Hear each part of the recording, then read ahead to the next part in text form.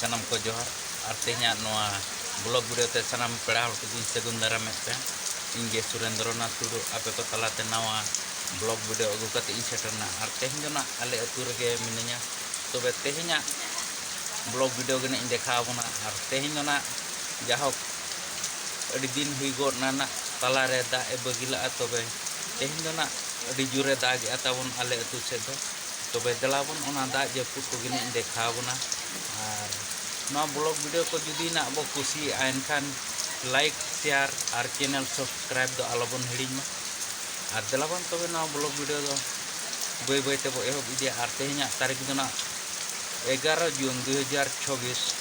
गुरुवार तबे ठीक दलाबन तेहना बन बो एहब तक गे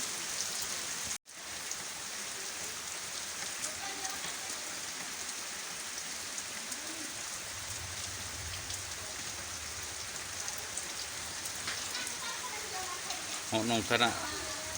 जपुत जड़ी तबन और हुड़ू को बो एर गया ना दा जपुत नामेना अड़ी चेहराना हुड़ू को अमन और एरो कोमा उनका मना जाहो अड़ीगान होगे किछि दो बो एर और किछि दो ना बांग बो एर तबे नोआ रोजो मांग रे किछि गान जहाँ एरोगा दोना किछि बो एर चाबाई दिया और घुटू कोगे ना सारेज को तबे ओना दो ना नोआ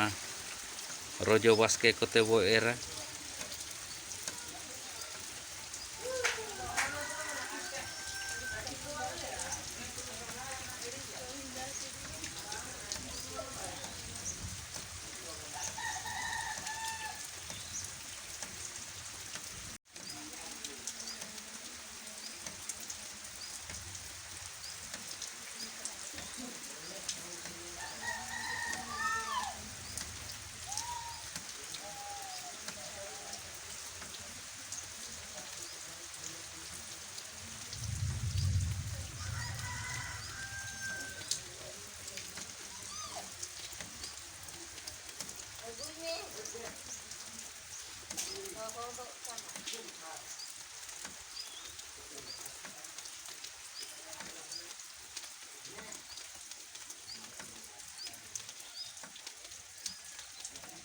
बया को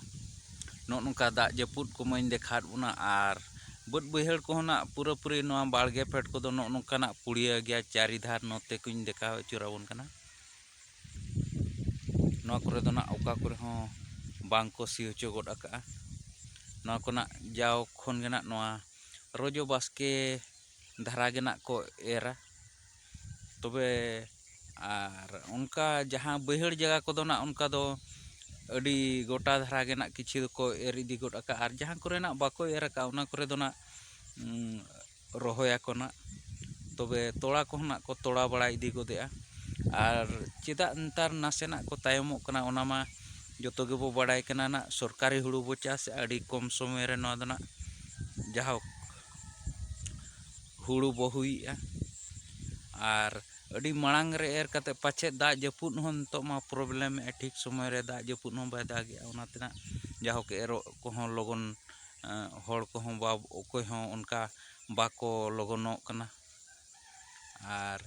अब को ओना खातिर तेना जाहोक मांग दो बाबो एर ला और ने बरसिंग पे दिन मांग रे अब को बो एर का और गाते को आपे को से एरो को तीना पे संगिन इदी के ना और ना कमेंट माध्यम तेगे ना लय पे और नौका मना इñो बइन ठिका दाड़ा कना और आले सेट को मैं लय के ना जाहोक एरो को किछि दो बराबरी लेका एर इदी गड आका को जोतो को गेना तबे ठीक गया गाते को तेहना नोआ ब्लॉग वीडियो दो जस्ती बांग बो जिलिंगा तबे नोडे गिन थुकम दो का मा मुचाद रे सानाम को जोहार और मिट्टी ब्लॉग वीडियो ना बो नापमा।